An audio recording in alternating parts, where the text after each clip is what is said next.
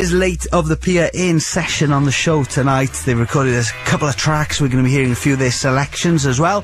Sam and Sam, half of Late of the Pier. Welcome to the show. Hi. Are you well? We're like stereo sounds. There's Sam in one ear, Sam in the other. Can you do that? It's beautiful. And apologies for not being Zane Lowe. Zane's on his holidays. He's had a baby, so I'm keeping the seat warm for him. And again, I was chuffed a bit. Primal Scream in session last week. Late of the Pier in session on the show this week. Have you had a good day in Maida Vale?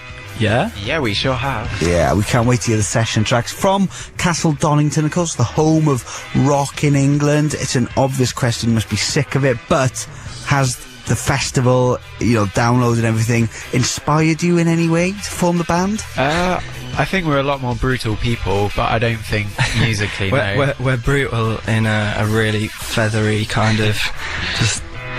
like being hit over the head with a wing of a bird. That's it. That's quite a beautiful image. I was thinking maybe the track Whitesnake from your forthcoming debut album, which is out in August. The track Whitesnake might be... That's quite Donington, actually. Yeah, it's a really Donington song. Okay, cool. That's not the track you're doing first as a session, though. We're going to hear the new single, which is a corker. This is Heartbeat, then, that you recorded at Maida Vale. Should we hear the first track? Why not? It's Late at the Pier on Radio 1. Fire. First track in session tonight on Radio 1 then, on the Zane Lowe Show with me here. That was Late of the Pier and the wonderful Heartbeat, which I've been hammering while I've been standing in for Zane, sounding awesome as a single. The album is Fantasy Black Channel, out August the 11th.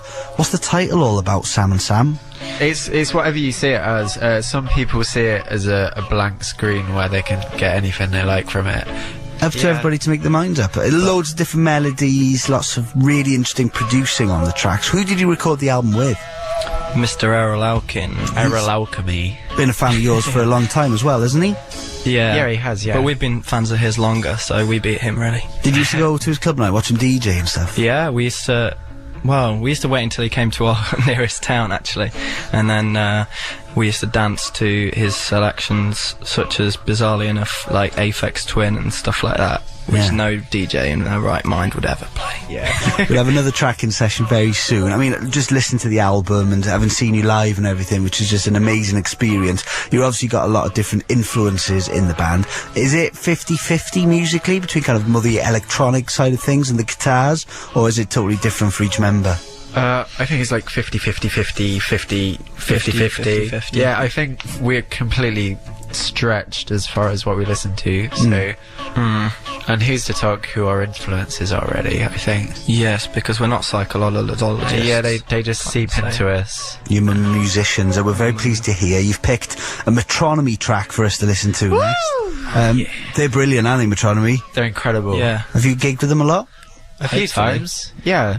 No, we want to gig with them more. Let's hear Metronomy then. We'll have more in session from Late at the Pier and an old school track after we hear Holiday.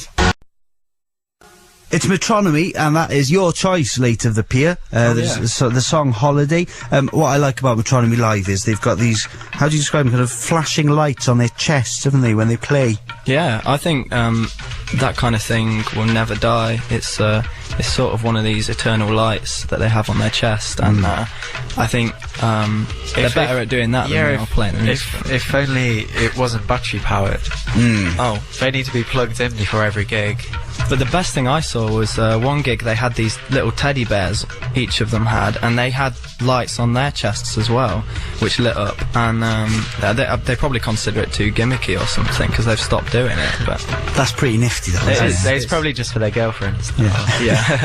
Talking about you playing live, it's chaotic, I'd say, in the best possible way. Are you trying to replicate what you're doing on the album live, or are you trying to bring something totally different to the equation? I think we're just being a bit too excited. You do get very excited. What's the most excitable you've been at a gig? I tried to rip Bailey's head off once. That's pretty excited. Yeah. And dangerous. Yeah. Anyone who owns the singles and the EPs you've put out so far know that your artwork is very important to you and the images that you use. Where does the inspiration for all of that come from? Digital cameras. Really? Is it all done by the band yourselves? Yeah. I think we kind of like did it as a mistake. I think started kind of just taking photos of like we used to drive around in a metro and just take photos of sunsets and things. But then we started cutting them onto our, you know, like our CD demos and things. And then before long, well, I think we just got used to it, just like we got used to playing instruments, and now we can't stop kind of making the artwork as well. Yeah, and your website's got some proper freaky images on it as well. Oh yeah, we're about to completely change that actually, so quick, get there while you can. Don't get too used to it. Is it lateToThePier.com? Is that what it is? Yeah, but don't get exactly, don't get too used to it. Go there tonight while you've still got time. No, we're changing it. Stop it. Enough. Battling out on it. It's great. Now, you've picked the next track for us to play before we hear the second session track from your good selves. This is going to be Final Fantasy. He's an interesting character, isn't he? He is. Tell us a bit about him, if you would. He's called Owen Pallett, and he's been in many things, hasn't he? He's got his fingers in many pies. I think most even importantly, was he in Arcade? I think he was in Broken Social Scene. Oh, but yeah. he's done the strings for the Masters of the Last Shadow Pocket Rubbers. Yes.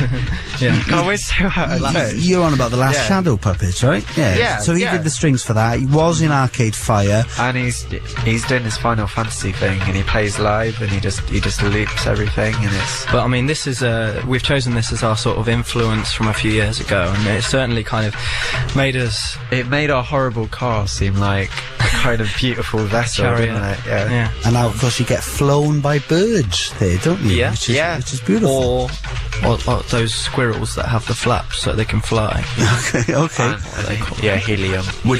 Helium aplenty. Let's hear Final Fantasy then, and it's the old school track for Later the Pier. This is This Lamb Sells Condos. Fantasy, This Lamb Sells Condos. Beautiful music from them. Good choice, Sam and Sam. Thanks very much for picking a track that inspired you. It's exciting, isn't it, when you find somebody like Final Fantasy? Your whole kind of musical world changes a little bit, doesn't it? And you realise that there's so much more out there, and it doesn't have to be all kind of drip-fed, boring pop. Yeah. Did you get that feeling? I think you remember that music can be as powerful as film or poetry, and not just some sort of, you know, like that Scroobius Pip thing. It's not just a band, it's like a... Good point. Very good point. And of course, a lot of people finding Later the Pier for the first time as well, and having their worlds changed a little bit as well. So what's for the future then? The album is out in a couple of weeks' time, which is very, very good. It's your debut album. Are you starting working for the second? Have you got things in mind? What do you want to do next? I think we want to do something completely different, like become fishmongers or something. We need some rapid change.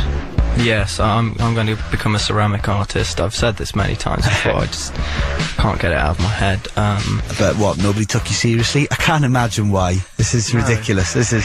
We hope there's going to be another album after this one, but let's get the first one out first, I guess, isn't it? And congratulations on the album. Thank you very much for coming into Maida Vale to record the session for us. We've recorded another one as well, which will play out on the show tomorrow night between 7 and 9. But do you want to introduce the next track we're going to hear? Oh, this one's a lot nicer. This one's a lot nicer. This one's called Random Firl.